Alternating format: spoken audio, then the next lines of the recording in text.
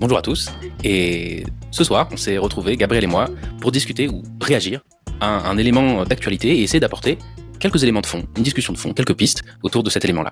Et ce à quoi je fais référence, c'est le fait suivant. On a lu récemment des reportages comme quoi le taux de demande d'Alia de France vers Israël a énormément augmenté relativement à l'année dernière. Plus spécifiquement, on parle de 430% ou 450% selon les sources d'augmentation de demande d'Alia.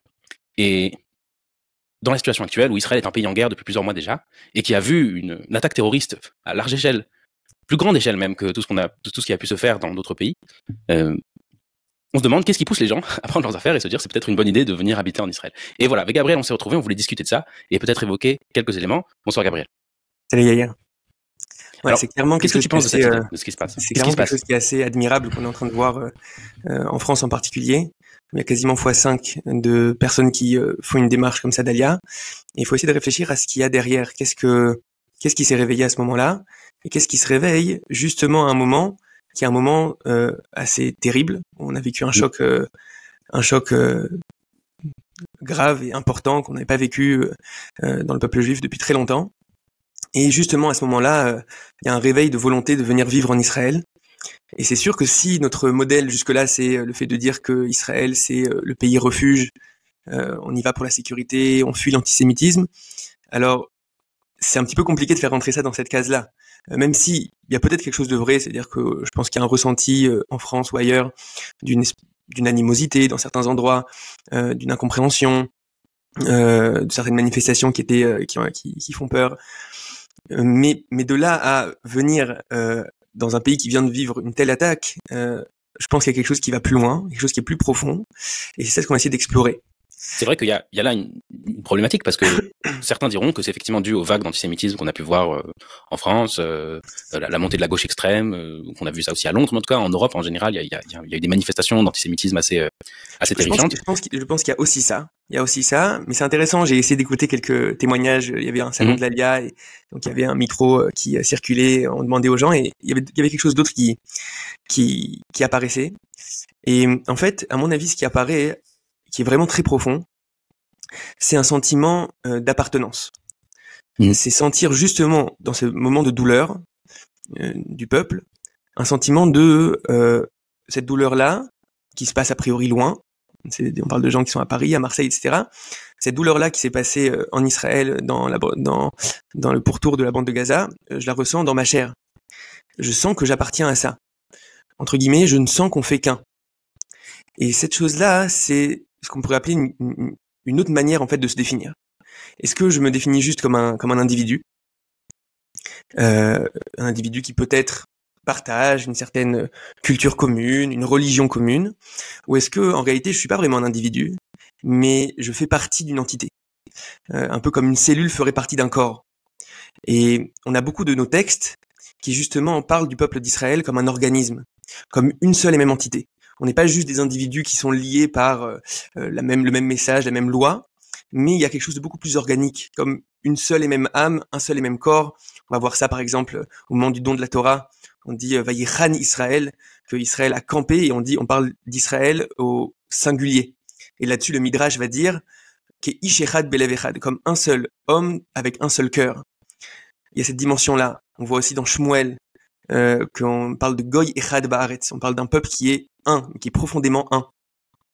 Et cette idée-là, hein, le fait de dire que peut-être que notre manière de se définir au quotidien, comme je suis un individu, j'appartiens à une certaine communauté dans le sens où on partage des valeurs, une culture, etc. Là, je pense que dans des moments qui sont des moments tellement extrêmes, en fait, d'un coup se révèle quelque chose d'autre. D'un coup se révèle une autre couche de l'être, plus profonde, où je me rends compte que je suis pas juste un individu, mais je suis une partie d'un tout. J'appartiens à un klal, j'appartiens à une collectivité, et fondamentalement, je fais partie de cette destinée-là. Et un petit peu comme dans un grand corps, lorsque un grand corps est poignardé quelque part, c'est le corps entier en fait qui réagit. C'est pas juste le lieu en question, c'est le corps entier qui se rend compte qu'il lui est arrivé quelque chose.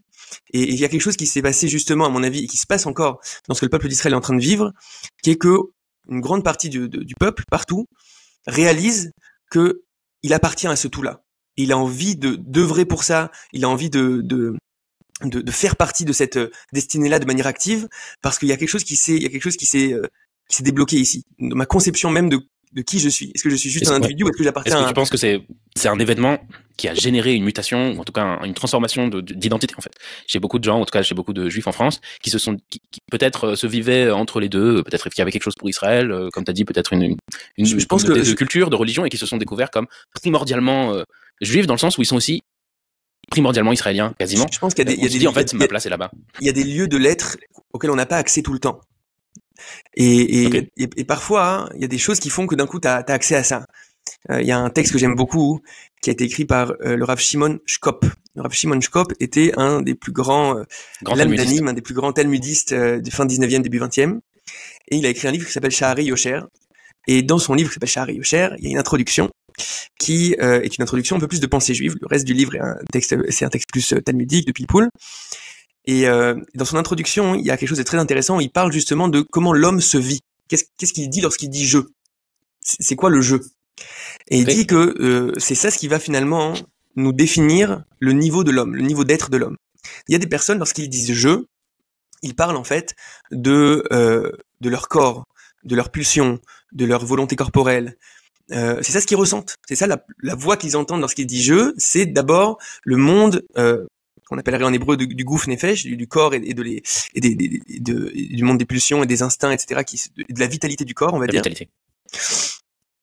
Il va y avoir quelqu'un qui déjà, lorsqu'il dit je, c'est déjà quelque chose qui est beaucoup plus complexe, où il y a une dimension de corps, mais aussi une dimension d'esprit, de recherche de sens, de curiosité, etc. Et la personne, lorsqu'il dit je, il se vit déjà comme un être qui a cette complexité-là entre ciel et terre, entre corps et intériorité. Et il continue, il dit il y a des personnes où lorsqu'ils disent je, ce je s'est agrandi en un nous qui est le nous familial. C'est le nous familial. Ces personnes-là sentent qu'ils font, voilà, en général, c'est ce qui se passe au moment du mariage ou lorsqu'on a un premier enfant, etc. C'est que on sent que lorsque mon fils ou ma fille, c'est pas quelqu'un d'autre. C'est mon identité qui s'est élargie en fait. Lorsque j'œuvre pour eux, je suis pas en train de faire quelque chose pour l'autre avec un grand A. Je suis en train c'est un nous en fait. Le jeu est devenu un nous, c'est un élargissement de l'être. Et c'est vrai que c'est un phénomène, je pense qu'il y a beaucoup de couples qui peuvent témoigner après un certain nombre d'années de mariage. On a du mal à concevoir qu'on est quelqu'un d'autre que le mari de, ou la femme de, ça devient une espèce de seconde nature. Ouais, et ça se voit même, tu te soucies de l'autre. Enfants. C'est-à-dire ton monde de soucis, eh ben, il est pas juste sur toi. Ça, c'est c'est quand tout se passe bien. Quand tout se passe bien.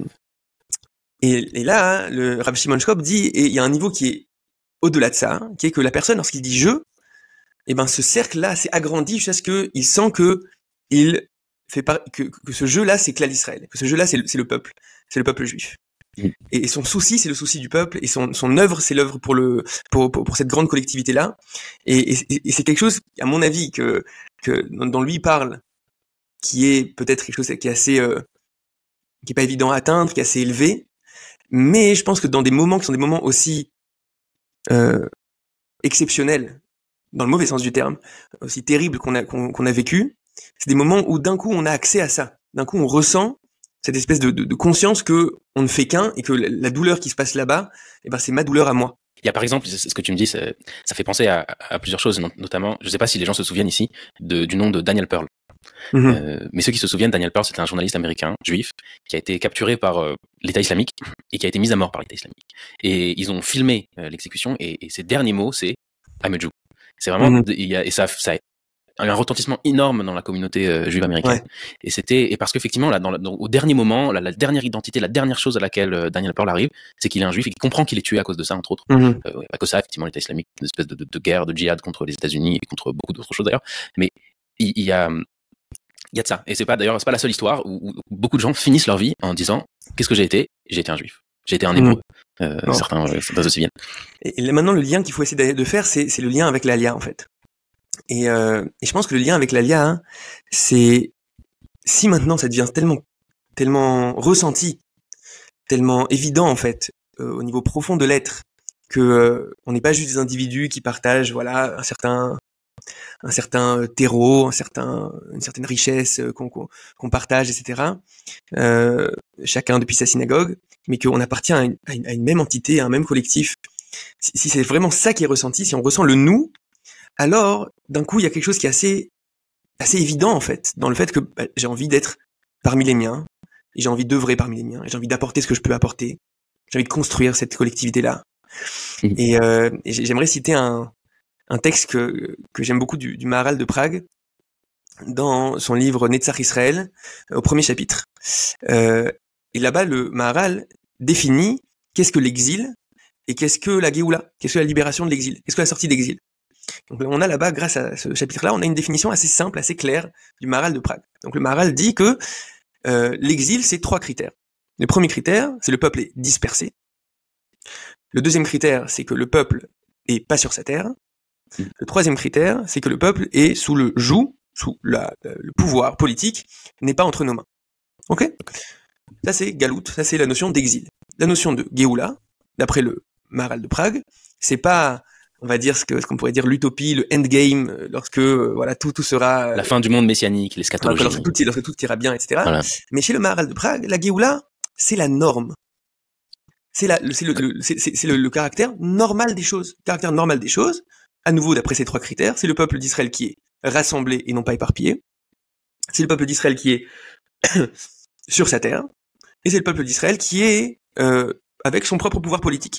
Cette notion-là, c'est la Géoula, d'après le Maharal de Prague. Souvent, ces notions-là de Galout et de Géoula, ces notions qui sont vues chez nous avec une espèce de charge énorme, on ne peut parler de Géoula, on peut parler de libération que lorsque tout sera rose et que le peuple d'Israël sera à son apogée avec le temple et plus de maladies et la paix dans le monde, etc.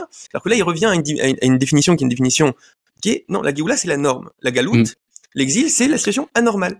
Et d'après lui, il y a une interaction du français aussi, c'est-à-dire on traduit Géoula par rédemption, par le salut, etc., qui sont beaux chargés religieusement. Je suis pas en train de dire qu'on n'aspire pas à ça. Bien sûr qu'on aspire à toutes les étapes de Géoula les plus complètes, etc. Mais faut comprendre que, avant tout, c'est un retour à la norme. Et dans le langage du Maharal, il dit, et toute réalité anormale aspire à revenir à la norme. Ok ? Comme un ressort qui a été tiré, mais qui aspire à revenir à sa normalité. Et donc, pour les physiciens, il y a une énergie potentielle comme ça qui est... Exactement. Et donc pour le Maharal, c'est évident. On est une entité qui s'appelle Klal Israël, comme on a dit, un même corps quasiment organique, etc., qui a été éparpillé. D'après la tradition par nos fautes, etc. Et il y a tout un besoin de cette période-là pour que le peuple d'Israël fasse un certain processus, etc. Mais l'évidence, c'est que ce processus-là va se terminer et que un jour, les forces qui veulent revenir à la normale, veulent revenir à la norme, se feront. Et je pense qu'il y a quelque chose qui est de cet ordre-là qu'on ressent en fait, qui est qu'à partir du moment où jaillit la conscience collective, à partir du moment où d'un coup je sens que je fais partie d'un grand nous, alors ça me paraît tout à fait bizarre d'habiter à Issy-les-Moulineaux et d'être ça me paraît quelque chose qui est étrange. Et j'ai envie de faire partie de cette chose-là, j'ai envie d'œuvrer, encore plus. Et c'est souvent, je trouve ça intéressant parce que souvent ce qu'on dit c'est que vous venez maintenant en période d'adversité, etc. Mais on n'a jamais vu quelqu'un qui changeait de famille lorsqu'il y avait un moment d'adversité. Au contraire. Souvent les familles se resserrent et serrent les coudes. Il y a une réaction de contraction. Tu sens que c'est ça ta famille, c'est ça le corps auquel t'appartiens, c'est ça ton cercle. Et ben, ok, c'est le moment où justement tu veux t'engager, tu veux participer, tu veux aider pour ça. Donc j'ai l'impression que là en fait on est en train de voir ce qui est en fait le fondement même de l'idée du retour et de l'idée du sionisme. Le fondement même bien au-delà du fait de dire qu'on recherche un refuge, etc. Avant tout, c'est le sentiment qu'on appartient à une grande entité, qu'on n'est pas juste des individus, qu'on n'est pas juste des communautés, qu'on n'est pas juste reliés par une même pratique ou une même loi, mais qu'on est un seul corps, une seule âme, et donc on a envie de vivre cette chose-là. On a envie de faire partie maintenant de cette renaissance de cette entité-là qui ces 150 dernières années est en train de se faire. Est-ce que tu vois encore d'autres mouvements à l'intérieur de ça, à part ce côté organique, ce côté qu'on partage tous cette identité-là qui est identité, est-ce qu'il y a un mouvement qui est plus profond que celui-là? En réalité, ça c'est la base, c'est le socle. C'est d'abord qui tu es, okay, qui on est. Et fondamentalement, on appartient à cette famille-là, on appartient à ce grand corps-là, on est une cellule dans ce grand corps-là et dans cette grande destinée-là. Maintenant, la question que ça éveille, c'est Pourquoi? Et au final, qu'est-ce qui se joue dans le fait que le peuple juif maintenant revienne ces 150 dernières années sur sa terre? Est-ce qu'il y a quelque chose derrière? Est-ce que c'est juste voilà, on est censé être ensemble, mais il n'y a pas trop de direction, etc. Et c'est un sujet qu'on a abordé ensemble dans un premier podcast, mais je pense que ça vaut le coup de revenir sur certaines notions. c'est assez important de revenir sur le fait que dans la Torah, de manière permanente, la parole et le message et le rôle que Hachem, que Dieu nous donne, c'est à travers le vecteur qui est le vecteur du peuple. Pas juste celui d'un individu, c'est pas l'individu qui fait face au message divin, mais c'est Vatem Tiuli Mamlechet Kohanim Ve'Goy Kadosh. Vous serez pour moi un peuple de prêtres et une nation sainte. C'est on va dire l'introduction du don de la Torah, juste avant le don de la Torah dans la paracha de Yitro, on a cette phrase-là.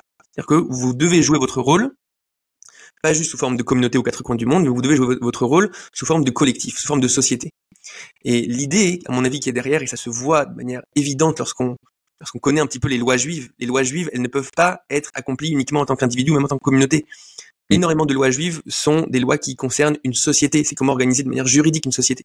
Énormément de lois juives. Pour rendre ça concret pour les auditeurs. Évidemment, il y a toute une partie qui est une partie des lois du commerce, des lois pénales, etc. On a une manière juive aussi d'aborder les notions d'éthique militaire. Donc, on doit avoir une armée. On a une manière juive d'aborder notre rapport à la terre, à l'agriculture. Toute une partie dans la Mishnah est composée de 6 ordres de Mishnah, une partie entière qui est le rapport à l'agriculture et qu'est-ce qu'on doit donner aux pauvres, qu'est-ce qu'on doit donner aux Kohanim, aux Lévi'im, etc. Comment on gère exactement cette abondance-là.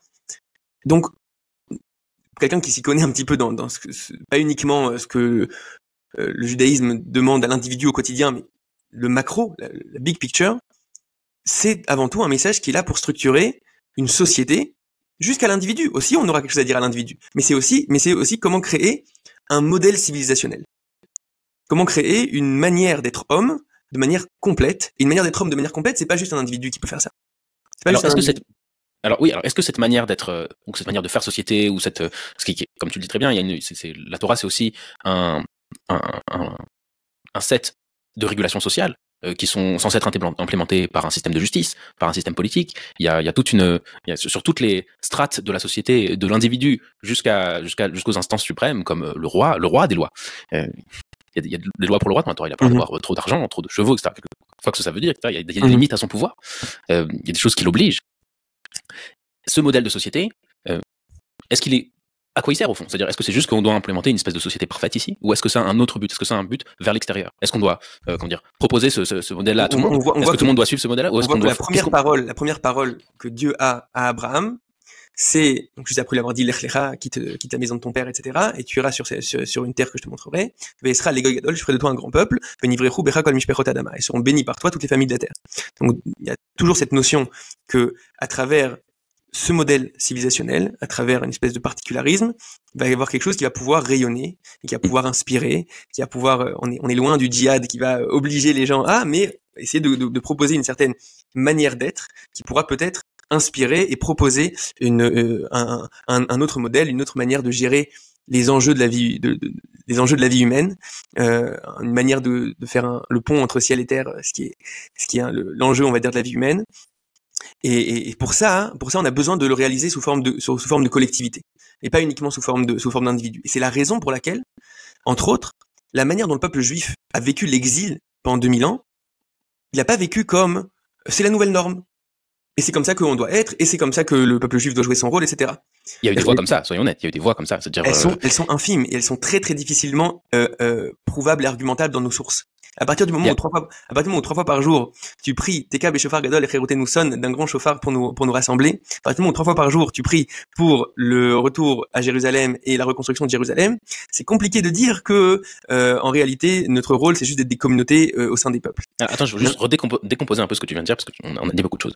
Tu dis, premièrement, que la Torah, c'est un message fondamentalement collectif, fondamentalement national, pas dans le sens dans le sens de nationalisme, mais dans le sens où il s'adresse à une nation. C'est-à-dire que, au lieu d'être juste une religion pour l'individu, pour le salut de son âme personnelle, il y a ici un propos sociétal profond, qui intime, qui invite à construire une société selon certaines valeurs, selon certains systèmes, et que le but finalement, ce n'est pas non plus de porter ce message et de forcer tout le monde à l'accepter, mais de démontrer sur le terrain que ça fonctionne.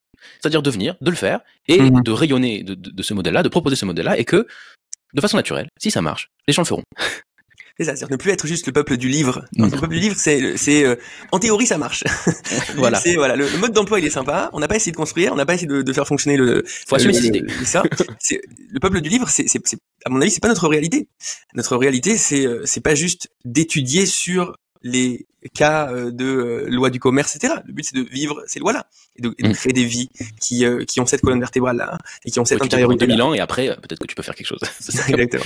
Pour essayer de faire rentrer ça un petit peu dans ce que le peuple juif a vécu ces 150 dernières années, on a eu cette attente pendant 2000 ans où 3 fois par jour on priait pour le retour, où chaque Pessah on disait l'an prochain à Jérusalem, où chaque marié cassait un verre en disant si je t'oublie Jérusalem, etc. Donc on a réussi à garder en fait cette espèce de tension de ne pas accepter comme nouvelle normalité le fait que le peuple juif c'est la diaspora, c'est une réalité comme ça éparpillée qui va diffuser un certain set de valeurs aux quatre coins du monde, mais il y avait toujours cette tension dans le peuple juif de volonté de retour et il s'est passé quelque chose dans l'histoire. Ces 150 dernières années, maintenant on a suffisamment de recul, peut-être que les premiers instants c'était pas évident de le repérer, mais on va dire maintenant on a suffisamment de recul pour dire en 150 dernières années, c'est une histoire incroyable, unique dans l'histoire des peuples, où un peuple qui a été en diaspora aux quatre coins du monde arrive à petit à petit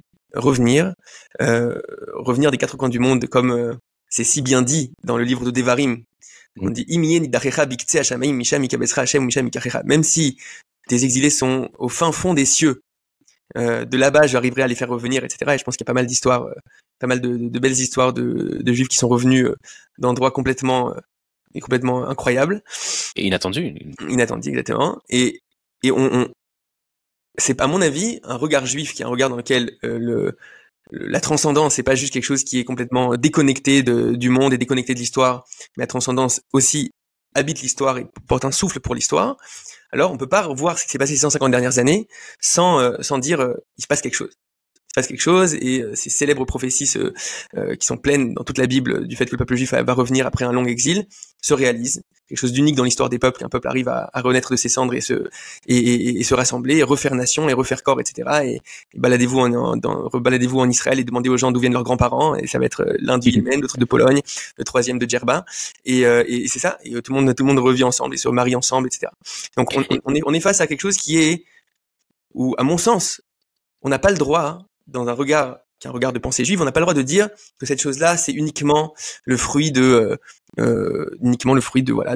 chance historique ou de manœuvres politiques, etc. Et ne pas voir qu'il y a ici un souffle, qui est un souffle d'une providence, qui est un souffle de ce qui est au-delà de l'histoire. On peut refuser d'interpréter aussi l'histoire. L'histoire, c'est quelque chose de compliqué. On peut refuser de l'interpréter, l'histoire. Alors c'est ça, c'est une vraie question. Il y a beaucoup de personnes, qui sont frileux et ça s'entend et je comprends. Et moi aussi, je suis pas le premier à dire que chaque chose qui arrive, voilà, je vais vous montrer exactement où ça apparaît dans nos prophéties, etc. Mais faut pas aller trop loin non plus. Faut pas aller trop loin dans cette frilosité parce que sinon, ça veut dire que ta conception, c'est que le transcendant est complètement en dehors de l'histoire. Lorsque tu vois que tous nos textes disent qu'un jour le peuple juif va revenir, que 3 fois par jour on prie pour revenir et que c'est en train de se faire, et que ça se fait, et que la terre d'Israël redonne ses fruits, et que le peuple d'Israël revient des 4 coins du monde, et que ça fonctionne, et que ça marche, alors que pendant 2000 ans ça n'a pas marché, alors c'est compliqué, à mon avis, de dire, je sais pas, je veux pas en parler, je veux pas savoir, je veux pas regarder, etc. J'ai du mal avec cette manière-là de voir, et je pense que oui, c'est de notre responsabilité de dire, on voit qu'il se passe quelque chose ici, qui est quelque chose d'important, qui est un souffle, et que c'est un souffle qui nous responsabilise. C'est pas juste, évidemment, qu'on doit être capable de dire merci, mais aussi, ça nous responsabilise. Ça veut dire que si c'est ça, la prochaine étape, si c'est ça là où l'histoire va, le peuple juif se rassemble, et ça veut dire qu'il remonte sur la scène de l'histoire. C'est-à-dire qu'il doit se reconstruire. Il doit être capable, à nouveau, de pouvoir porter son projet, pouvoir porter sa manière d'être homme, sa manière de vivre. Et je pense que pour ça, il faut rentrer dans un champ lexical, qui est un champ lexical de ce qu'on appelle le kima kima. Kima, ça veut dire, c'est une source dans le Talmud de Jérusalem, le Talmud Yerushalmi, où on nous parle de 2 sages, Rabbi Chia Rabba et Rabbi Shimon ben Chalafta, qui étaient en train de se balader dans la vallée de Arbel, qui est à côté du lac de Tibériade, et ils voient le lever du soleil, et Rabbi Chia Rabba dit à Rabbi Shimon ben Chalafta, Kar hi geulatam shel Israël, kima.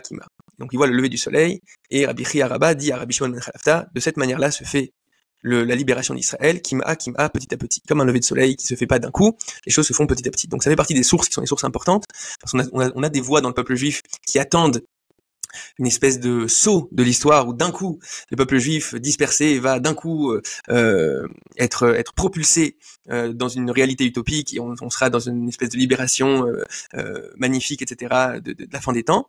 Et on a des sources comme celle que je viens de vous citer qui disent autre chose, qui disent que non, c'est quelque chose qui va se faire sous forme de processus. Et ce processus-là, hein, non seulement ça veut dire que c'est des choses qui prennent du temps, mais ça veut aussi dire que c'est la responsabilité humaine aussi. Contrairement à la sortie d'Égypte qui se fait d'un coup, qui se fait beripazon, qui se fait avec hâte, où d'une certaine manière le peuple juif est encore dans une dimension d'enfant qu'on prend par la main et qu'on propulse. Et surtout complètement de la main divine, c'est-à-dire que c'est Dieu qui fait tout. Exactement. Dieu dit à Moshe à chaque étape, va faire ceci, va faire cela, et vous allez sortir à cette heure-là, et c'est tout. Dans Isaïe, il y a écrit lo beripazon tetsu, uvemenusa lo telechun. Justement, il montre bien la différence. Il dit pour pour le dernier retour, ça sera pas beripazon, ça sera pas avec hâte. Et dans le sens, à mon avis, qui est que ne soyez pas dans l'attente que que ça se fasse complètement d'en haut. Il y a un besoin de comprendre que c'est aussi notre responsabilité. Et c'est intéressant parce que c'est aussi notre responsabilité, mais ça veut aussi dire que au lieu d'attendre effectivement une rencontre du troisième type avec des éclairs, des grands miracles et des choses qui vont transformer le monde de façon brutale et qui vont démontrer aux yeux de tout le monde que nous avions raison depuis le début.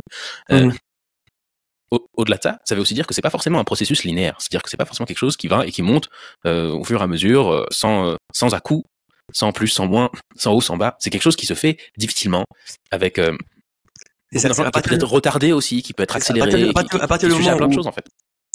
Mais je pense que c'est assez important en fait de se rendre compte que c'est le message juif de manière générale. Le message juif, c'est un message qui est extrêmement responsabilisant. C'est un message où c'est pas juste tu dois être passif et laisser la providence tout faire, etc. Non, c'est un message qui est extrêmement responsabilisant, où l'homme a un rôle, où l'homme a un libre arbitre, où on peut bien faire les choses, on peut mal faire les choses, on peut retarder l'histoire, etc. Le fait que le message juif, c'est un message qui est de manière générale responsabilisant, et de manière générale qui a conscience du fait que les choses se passent souvent à travers la capacité à surmonter l'adversité. Et donc le fait que et donc je pense que c'est assez important en fait. Il y a pour beaucoup de personnes dans l'imaginaire collectif juif, il y a quelque chose qui est un petit peu de l'ordre de on va être pris sur des ailes d'aigle et on va être ramené et tout va se passer de manière extrêmement fluide, etc. Et j'ai l'impression que ces gens-là n'ont pas étudié le Tanakh. On va étudier la Bible. C'est-à-dire quelqu'un qui a déjà étudié un peu le Tanakh, il sait à quel point l'arrivée en terre d'Israël à l'époque de Josué, c'est quelque chose qui était très complexe. Il y a des combats qu'on a perdus. Il y a des moments où le peuple juif était pas à la hauteur. Il y a toute la période des juges où c'est des hauts et des bas sans cesse. Et il a fallu plus de 400 ans entre l'entrée en terre d'Israël et la construction du temple. Donc ça temporise beaucoup de choses. Comprendre que les choses se font pas de manière lisse. Il y a beaucoup de choses qui sont sur nos épaules et de notre responsabilité. Et je pense que c'est assez important lorsqu'on est face aujourd'hui à des tels chocs qu'on est en train de vivre, de comprendre que ça veut pas dire que apparemment on s'est trompé si on pensait que c'était le moment du retour, etc. S'il y a de telles choses qui se passent, alors ça veut dire qu'on s'est trompé. Il y a un midrash dans Shir HaShirim Rabbah qui dit que là-bas il y a écrit Domé Dodi et Tzvi dans Shir HaShirim, dans le Cantique des Cantiques, écrit mon bien-aimé ressemble à un Tzvi. Comment tu traduis un Tzvi? Un cerf. Ok, très bien. Donc ça, c'est toujours le langage très poétique de Shir HaShirim, du Cantique des Cantiques. Mais là-bas, le Midrash dit que pourquoi on dit que Hachem ressemble à un cerf? Parce que lors du dernier retour, lors de la dernière Géoula, de la même manière qu'un cerf, apparemment, lorsqu'il court dans l'horizon, des fois, il saute et donc on le voit et des fois il disparaît parce qu'il marche ou il court. Et donc en fait, pour que celui qui regarde, des fois il le voit, des fois il le voit pas. Donc il y a des sentiments de disparition en fait. Et donc là, le Midrash dit de la même manière, la dernière Géoula, ou Nigla venir ça. La dernière Géoula, il y a aussi cette dimension-là de quelque chose qui se dévoile et puis qui se recouvre, qui se dévoile et qui se recouvre. Ça fait partie de ces processus-là, de ces processus de retour, où les choses ne se font pas de manière linéaire, où il y a des moments de crise, où il y a des moments de difficulté. Mais je pense que là, on est déjà 2 mois après le 7 octobre, et on voit que, à travers cette crise qu'on n'a pas choisie et qui est terrible, on voit aussi que c'est pas que du cachet. Il y a aussi beaucoup de choses qui se dévoilent dans ce moment-là. À travers l'adversité, il y a beaucoup de lumière dans le peuple qu'on n'avait pas vu depuis très longtemps. Et je pense que ça répond aussi à notre première question qu'on a dit au tout début, qui est qu'est-ce qui se passe, pourquoi les Juifs de France viennent, etc.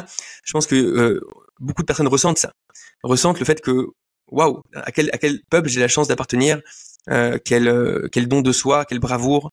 On voit quelle unité. Ça faisait longtemps qu'on n'avait pas vu d'unité dans le peuple, malheureusement. Quelle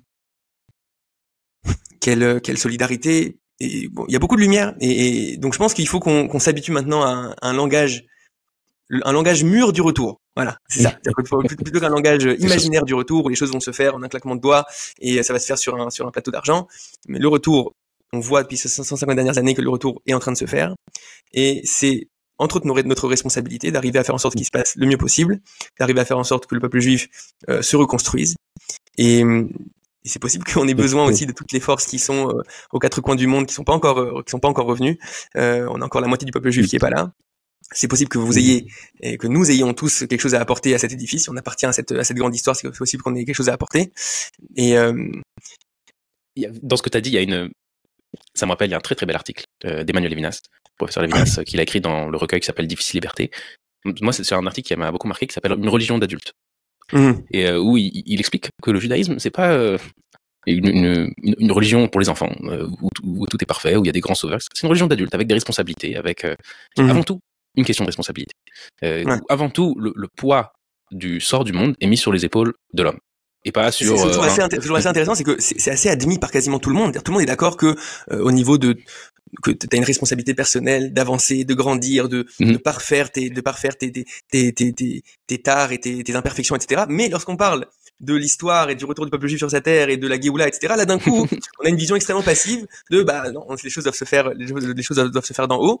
Et encore plus lorsqu'on voit ce qui s'est passé ces 150 dernières années. Dans l'expérience même spirituelle du peuple juif n'a jamais été ça n'a jamais été. Il y a de ça un petit peu, mais ça veut dire que c'est essentiellement pas été que Dieu nous emporte, un truc qu'on rentre dans une espèce d'extase permanente de proximité avec le divin. Non, il y a quelque chose à faire, il y a un travail, il y a des responsabilités, il y a une exigence.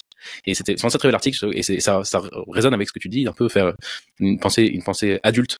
Du retour. Je veux juste ajouter un dernier point avant de finir, c'est que des gens vont nous dire alors quoi, vous appelez à l'Alia demain, ça veut dire que tout le monde doit prendre, ça veut dire que tout le monde doit prendre ses valises, etc. Oui et non.